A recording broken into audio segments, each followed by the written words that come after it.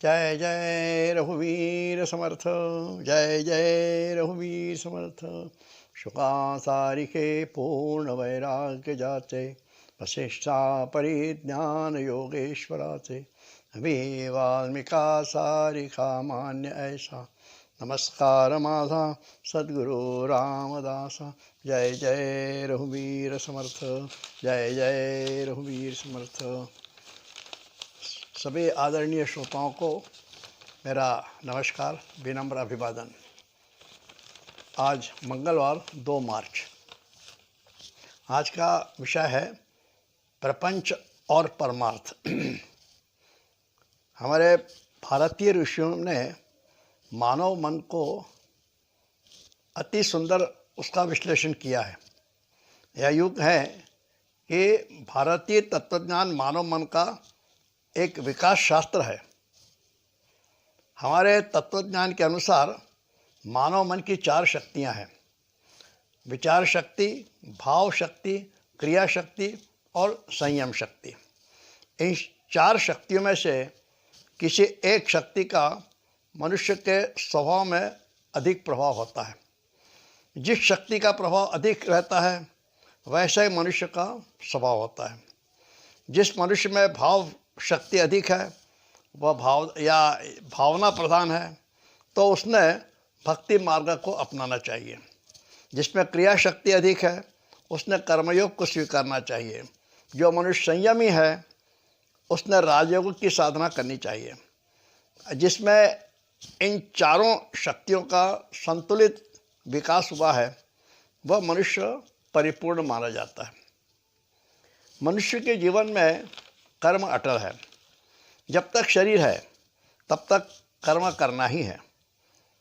कर्म कैसे करना चाहिए यह यदि साधक ने जान लिया तो उसे अंतिम सत्य का लाभ निश्चित है।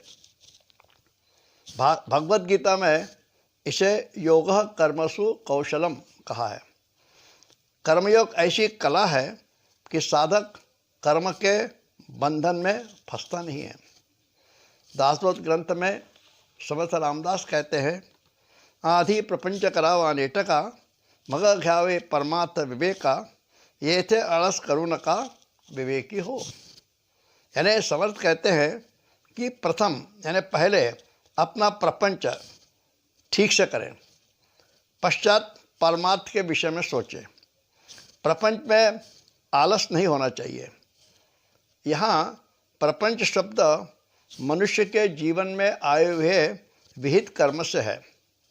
भगवद गीता में उसे स्वधर्म यज्ञ कहा गया है। प्रपंच शब्द का उपयोग समर्थ द्वारा जो किया गया है वह मनुष्य के आधिभौतिक जीवन से अभिप्रेत है। श्री समर्थ ने शिवाजी महाराज को एक पत्र लिखा था, जिसमें पत्र के शुरू में ही किसी राजा ने राज्य किस प्रकार से चलाना चाहिए इसका वर्णन है। उसके बाद समर्थ प्रपंच की बात करते हैं। समर्थ का कहना है कि प्रपंच यानी मनुष्य के जीवन में आए हुए कर्म।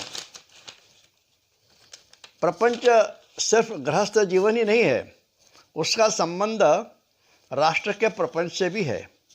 समर्थ रामदास स्वामी ब्रह्मचारी थे, फिर भी उन्होंने राष्ट्र का प्रपंच किया था। कर्मयोग यानी सिर्फ समाज सेवा ही नहीं है।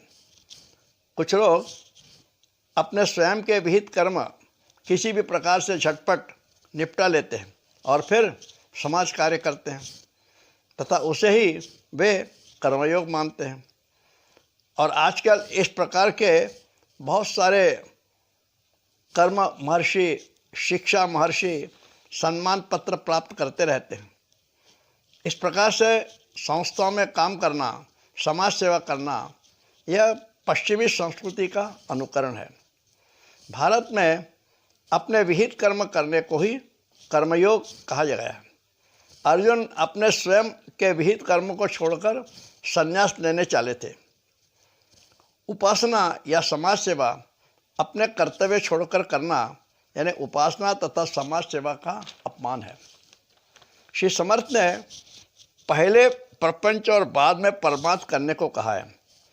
लोग इसको गलत अर्थ निकालते हैं। पहले यानी जीवन के 50 या 60 वर्ष तक, तथा बाद में यानी 50 या 60 वर्ष के बाद। यानी लोग सोचते हैं कि परमार्थ को प्रपंच के समाप्ति पर यानी बुढ़ापे में करना है। मेरे जो कर्तव्य कर्म है वो मुझे प्रथम मनःपूर्वक करना है और बाद में भगवत प्राप्ति का प्रयत्न करना है। 24 घंटे परमार्थ करना सामान्य मनुष्य को संभव नहीं है। साथ ही 24 घंटे काम करना भी एक प्रकार से मानसिक विकृति है। हाँ, 24 घंटे में से कुछ समय 1 या 2 घंटे परमार्थ के लिए, उपासना के लिए, ध्यान धारणा के लिए निकालना चाहिए। सारांश में प्रपंच का मतलब है दूसरों के लिए जीना और परमार्थ यानी स्वयं के लिए जीना। काम के कारण या व्यस्तता के कारण नाम साधना के लिए समय न मिलना सही नहीं है। प्रपंच और परमार्थ, हम इन दोनों का समन्वय होना चाहिए। एक कवि ने कहा है, जिंदगी जब तक रहेगी फुर्सत न होगी काम से। जिंदगी जब तक रहेगी फुर्सत न होगी काम से, कुछ समय ऐसा निकालो प्रेम कर लो श्री राम से। तात्पर्य यह है कि प्रपंच और परमार्थ दोनों साथ साथ करना है तथा अपने जीवन के पूर्वार्ध में ही करना है, न कि उत्तरार्ध अथवा वृद्धावस्था में। प्रपंच और परमार्थ की सफलता के लिए 2 गुणों की आवश्यकता है। एक है भविष्य का सोच यानी दीर्घ सूचना, और दूसरा है सावधानी। हम जो भी कर्म करते हैं उसका परिणाम अटल है, निश्चित है। इसलिए जो कुछ भी हम करें बड़ी सावधानी से और भविष्य का ख्याल रखते हुए। श्री समर्थ ने एक उदाहरण बताया है। वे कहते हैं, एक इल्ली एक पत्ते से दूसरे पत्ते पर जाने के लिए बड़ी सावधानी रखती है जिससे वह नीचे न गिरे। पहला पत्ता वह तब तक नहीं छोड़ती जब तक दूसरे पत्ते को ठीक से पकड़ नहीं लेती। तो फिर मनुष्य ने कर्म करते समय सावधानी क्यों नहीं रखनी चाहिए? भविष्य के विषय में श्री समर्थ कहते हैं कि गृहस्थ ने पैसे की बचत करनी चाहिए जो कि भविष्य में संकट के समय काम आवेगा। अपनी सारी कमाई यदि खर्च कर दें तो आने वाले संकट के समय जीना मुश्किल होगा। सावधानी में मनुष्य की परीक्षा होती है। छत्रपति शिवाजी महाराज ने अफजल खान का वध करते समय, शाइस्ता खान की उंगलियां काटते समय या आगरा से भागते समय कितनी सावधानी रखी होगी, हाँ, यह हम सोच भी नहीं सकते। श्री समर्थ स्वयं बहुत सावधान रहते थे। सावधान शब्द सुनते ही लग्न मंडप से भागना और फिर जिंदगी भर सावधान ही रहना। प्रपंच यदि अंतर्मन से किया जाए तो गलतियां नहीं हो सकती। जिन बच्चों और बहुओं से हमें जिंदगी भर व्यवहार करना है, साथ रहना है, उनके मन को समझ लेना होगा। सावधानी तथा भविष्य का विचार होना चाहिए। नई नवेली बहू से जो अभी अभी आपके परिवार में आई है, उसके साथ यदि हम खराब व्यवहार करेंगे तो हमारे बुढ़ापे में हमें उसके साथ जीना बहुत दुष्कर होगा। यह हमें स्वयं सोचना चाहिए, ख्याल रखना चाहिए। हर गृहस्थ की दिनचर्या आदर्श व अनुशासित होनी चाहिए।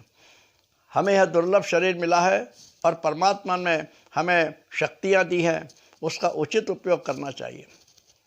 बेफिक्र होना या आलस में मनुष्य का समय बर्बाद होता है। कर्म, भक्ति और ज्ञान का जीवन में समन्वय होना चाहिए। नियमित और आदर्श जीवन से जीवन में संकटों का सामना सहज हो सकता है। जीवन में संकट तो आएंगे ही, लेकिन यदि हमारे जीवन में सद्गुणों का पालन है तो हम संकटों का सामना सहज ही कर सकेंगे। हमेशा यही विचार मन में रहे कि जो कुछ जीवन में हो रहा है वह सब ईश्वर की इच्छा से हो रहा है। इस सोच से मन में समाधान प्राप्त होगा मन शांत रहेगा। जीवन में सहनशीलता, संयम होना चाहिए। साथ ही जैसा बोलना वैसा व्यवहार भी होना चाहिए और वाणी मीठी होनी चाहिए। यह उत्तम पुरुष के लक्षणों में होता है।